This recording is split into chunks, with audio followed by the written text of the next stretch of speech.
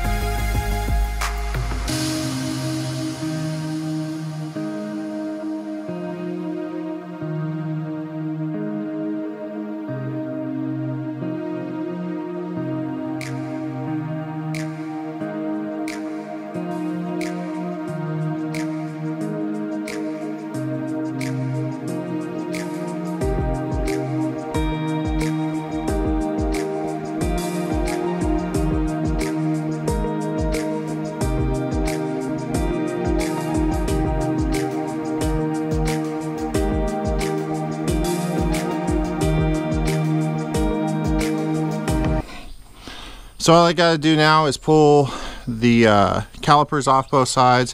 I'm not gonna disconnect the brakes just yet. I probably will have to.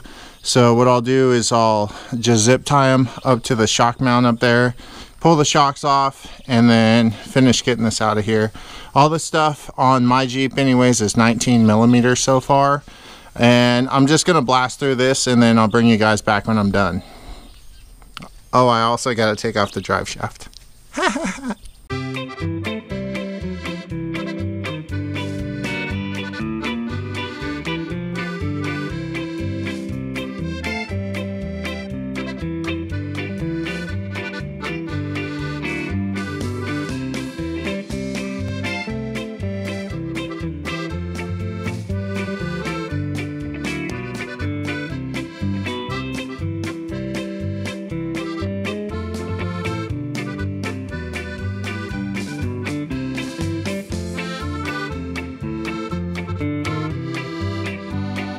Well, the front end is officially out of there.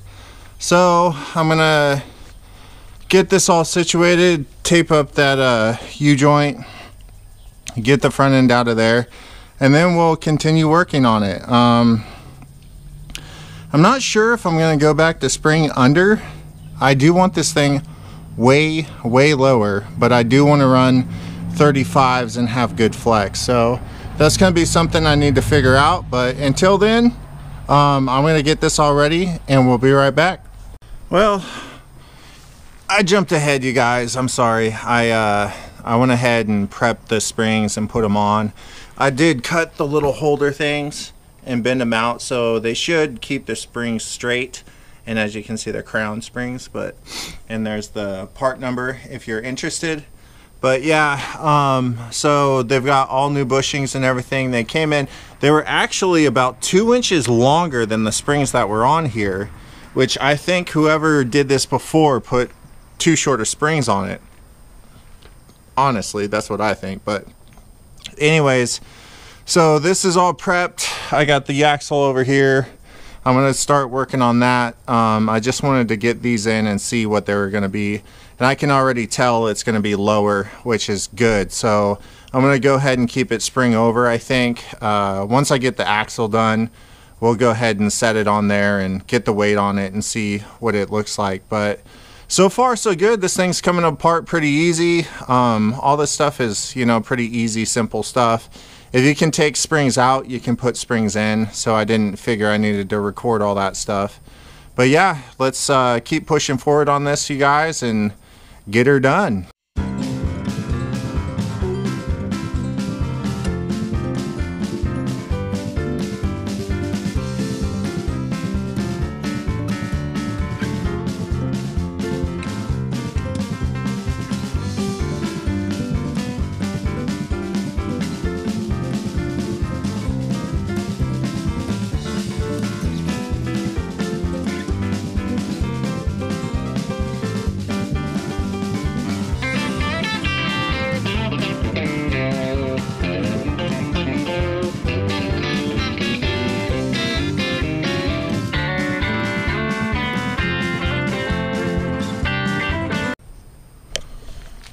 Alrighty everybody, so I'm going to show you how to pull the axle shaft out of the short side. But I did the wheel bearing and everything on this side. It was super easy, just the 3 bolts that hold the wheel bearing in, and then you take this short part of the shaft out, and then you just pull this cover off. I only have this cover on because it keeps dripping oil everywhere. But with this cover off, you take the little ring out, super easy, and then you just kind of joggy the other part of the shaft that goes into the differential. You just jog it out, and once you get it out there, you just slide it out. Easy stuff. But I'll show you this real quick. So it's just these 3 bolts. Like I said, I already popped them loose.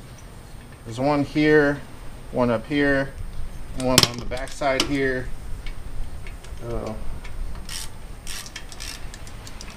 And it's windy.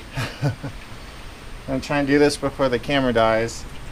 But you get these 3 out, and then you can use a little mallet or something. I wasn't worried about messing it up because I've got all new stuff to put on, except for the knuckles. Like, I've got the free spin kit and all that, and it comes with all this stuff. So, but we're going to be doing new ball joints, new everything. And these ones are being stubborn. The other side just flew apart. Of course, the side I show on camera is going to be difficult when my camera is about to die. So that's cool.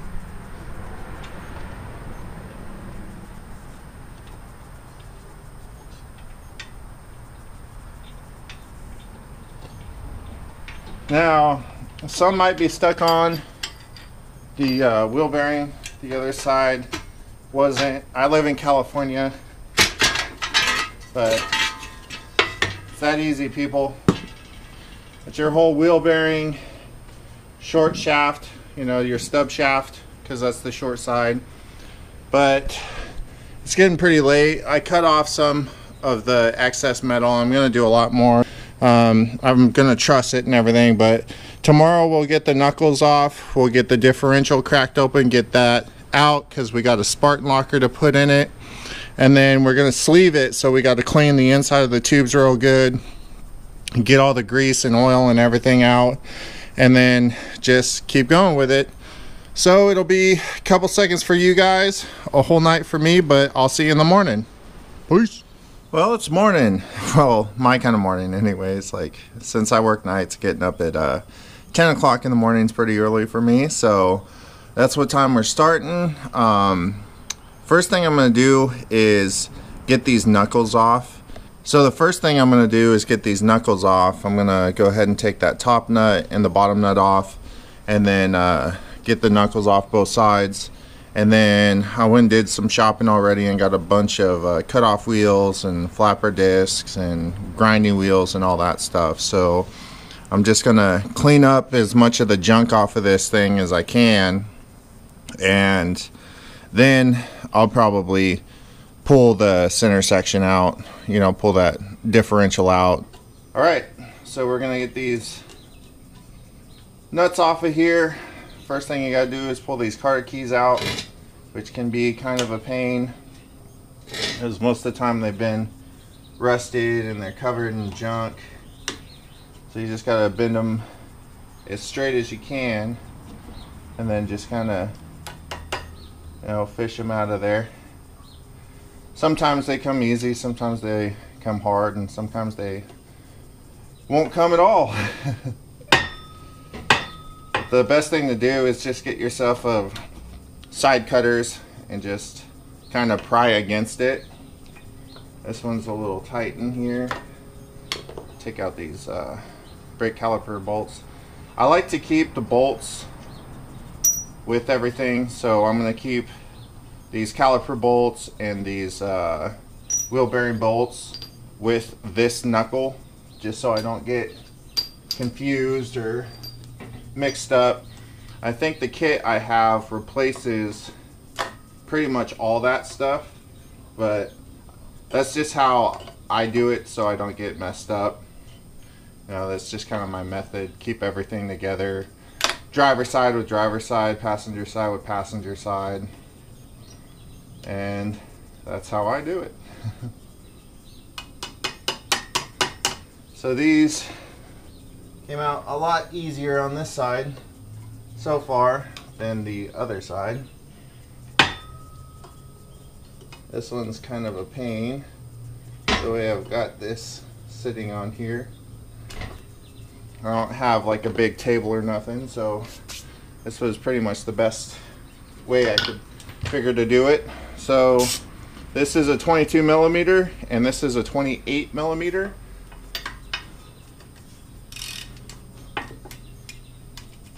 And of course they're covered with junk.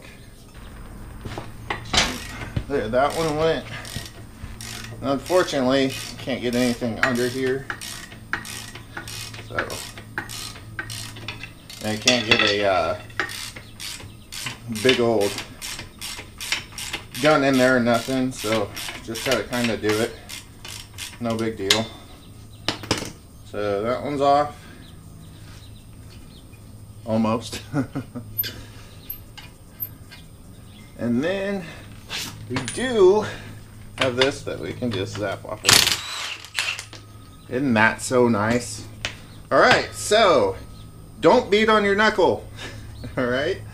So what we want to do is we want to get, you know, a little 3-pound sludge or whatever, and you're going to hit here and here. Don't hit on the knuckle, just hit on these C's right here, and this will shock out.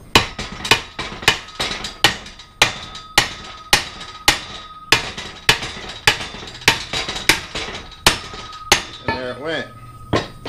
That easy. And as you can see, this one is completely gone.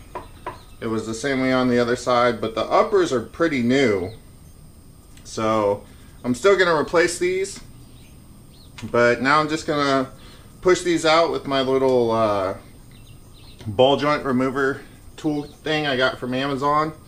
And I got a special set of accessories for a Dana 30, because the Dana 30 top one goes in at an angle, and it looks like this bottom one does too. So let's take out some ball joints. So as we can see, these are high quality, perfect shape. Just kidding. So this bottom ball joint comes out towards the bottom, and the top ball joint comes out towards the top. Ask me how I know. Because I just fought it on that side, that's how. So you only need a couple things out of your kit for it. So the medium size, like basically circle with this little adapter on top. These are going to be for the top ones. And this little insert that goes in the unthreaded spot of your C, right? So it slides in here. So it slides in there like that, and that's going to go over the bottom threaded part. And on the top, this cup is going to go over it.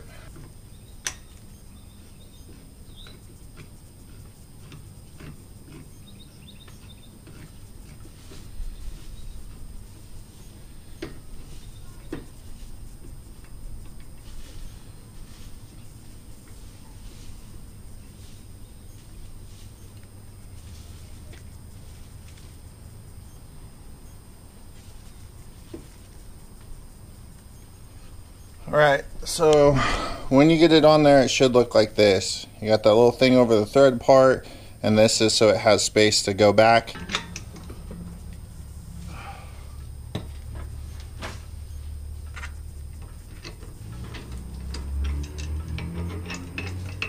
Like I said, guys, doing this like this with minimal tools and stuff just kind of sucks, but it works. Slowly but surely.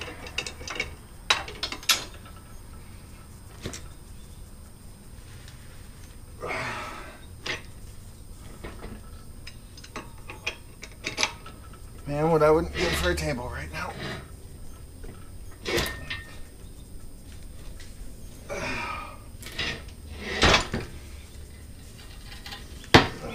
And there it went. You can hear that pop, and then it should be pretty easy to turn after that. Yeah, see? She's out now. And now we can take our smaller ratchet, just finish it off.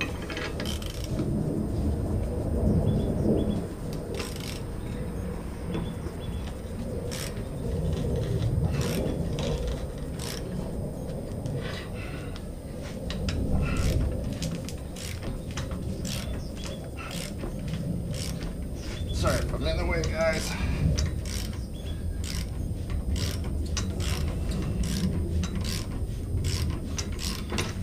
And there it is. She's out. So now we can just pull all this stuff off.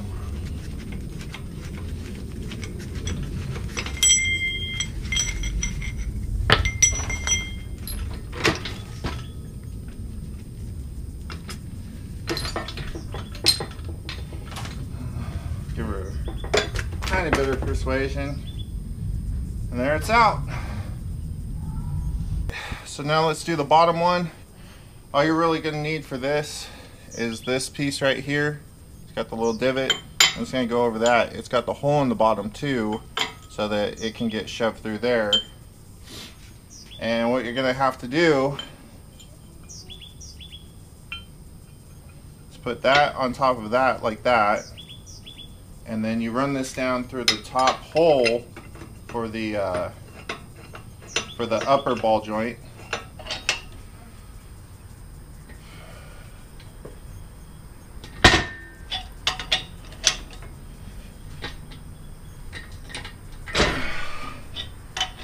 Yeah, I don't have the most professional tools or nothing like that. And there it went.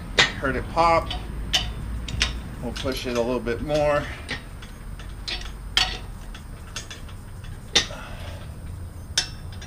Sure it's in the hole.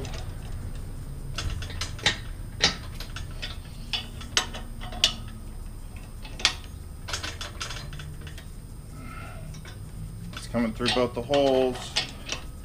Did slip a little bit, but still going.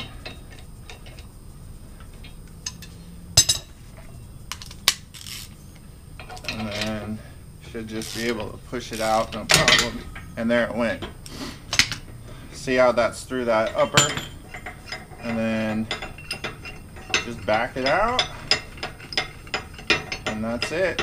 And then I'll show you guys how to put them back in once we get to that point.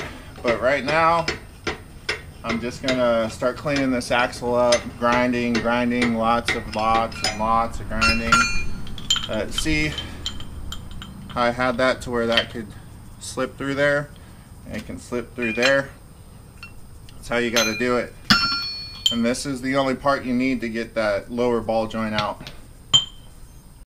Alright, so I got it pretty cleaned up. I know I said I was thinking about moving these and these, but that's just going to be hours and hours of work that aren't really necessary, because this thing's not going to be a hardcore rock crawler. I just want it to be pretty trail capable.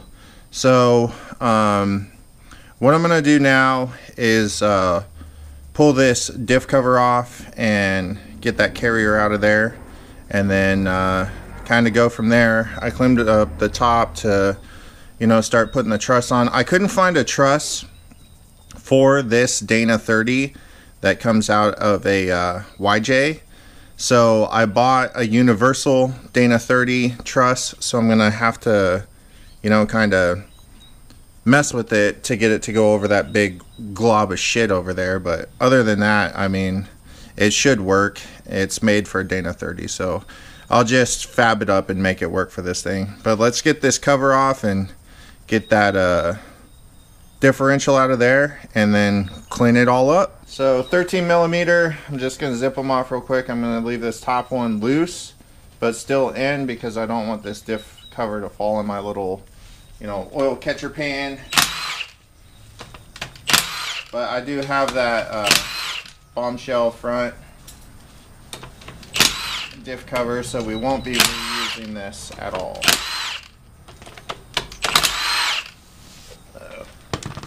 There's all that. Roll it forward. Let all that oil come out.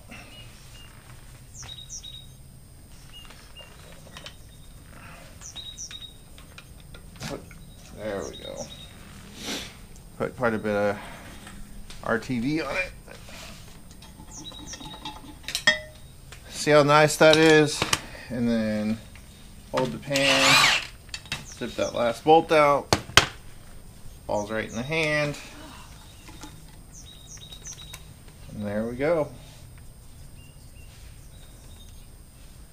A lot of shiny in here, but not too shabby. And the gears look good. Gears look real nice.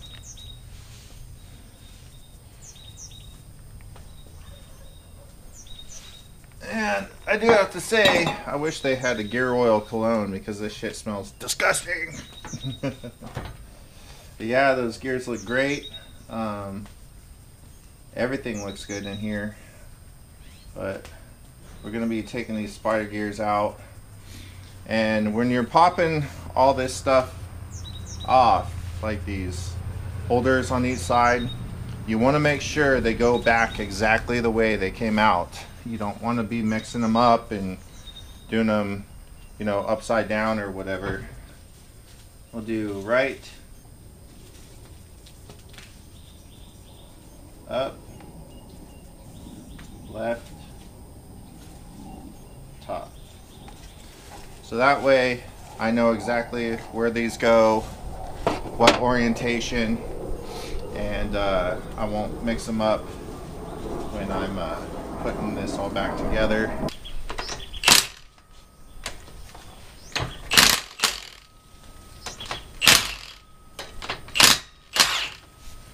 There we go.